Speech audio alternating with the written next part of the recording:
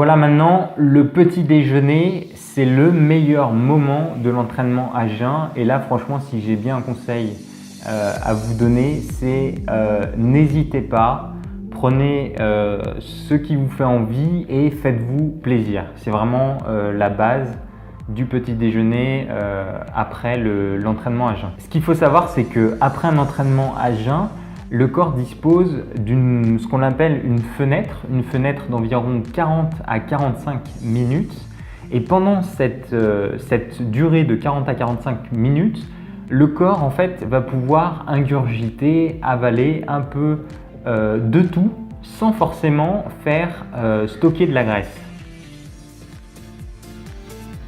Alors ici, moi, j'ai sorti tout un tas de choses, du lait, du jambon, des œufs, des céréales, un jus de fruits, des yaourts et surtout des fruits. On peut distinguer le lait, le yaourt, les œufs et le jambon pour les protéines, les céréales avec des glucides et puis les fruits, eh bien les fruits c'est pour l'aspect antioxydant, ça c'est vraiment très important pour la santé et les fruits sont vraiment un très bon reconstituant.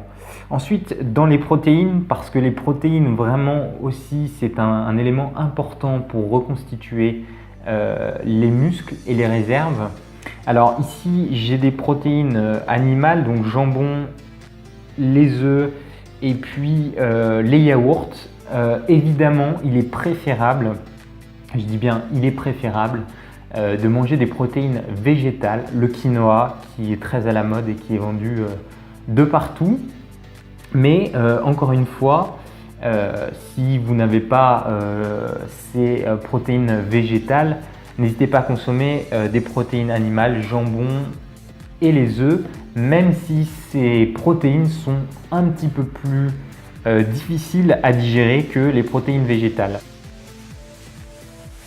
Et pour les puristes, vraiment, certains consomment ce que l'on appelle de la spiruline. La spiruline, c'est une algue dont on parle beaucoup actuellement, une algue réputée et qui contient beaucoup justement de protéines végétales. Donc voilà, vous pouvez la trouver dans des magasins bio, en sachet ou en gélule en fait, dans des petites boîtes. Et dans tous ces composants, n'oubliez pas non plus le miel, le fameux miel qui est au moins un bon sucre. Et puis évidemment, n'hésitez pas sur les tartines, du pain avec du beurre. Voilà, vraiment faites-vous plaisir, il n'y a aucun problème. Pour ceux qui viennent de, entre guillemets, s'avaler une sortie à vélo d'une heure 30, voire même jusqu'à 2 heures, comme je vous l'expliquais tout à l'heure, c'est tout à fait possible.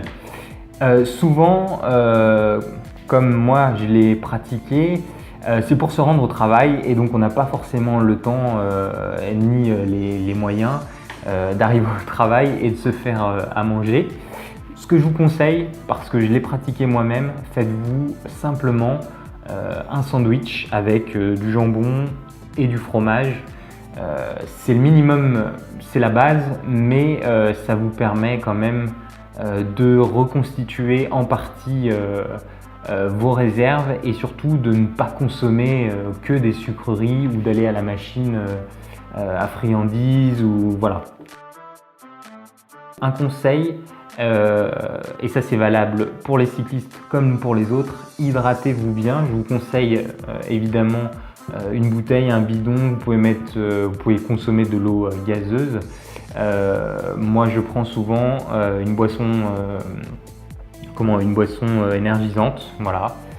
Il y en a plein partout dans le commerce, voilà, pour rajouter un petit peu de sucre.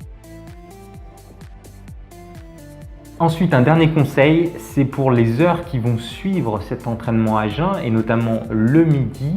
Le midi, il faut manger des féculents, des pâtes, du riz, du pain complet. C'est vraiment très important de reconstituer, de continuer à reconstituer vos réserves puisque dans la matinée, le corps va continuer à consommer de l'énergie et le repas de midi est très important de ce point de vue-là. Voilà, maintenant vous savez tout sur l'entraînement à jeun, les conseils, les pièges à éviter et l'alimentation après l'entraînement.